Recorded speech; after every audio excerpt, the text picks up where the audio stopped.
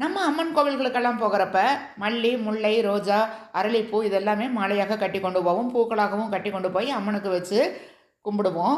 ஆனால் இந்த எல்லா பூக்கள்லேயும் இருக்கிற சக்தியை விட ஒரே ஒரு பூக்கு மட்டும் ரொம்ப சக்தி அதிகம். அது என்ன பூ அப்படின்னு பார்த்தீங்கன்னா, அம்மனுக்கு ரொம்ப விசேஷமான பூ வந்து செம்பருத்தி பூ. செம்பருத்தி பூ நீங்கள் அம்மன் கோவில்களுக்கு போகிறப்ப மறக்காமல் கொண்டு போங்க.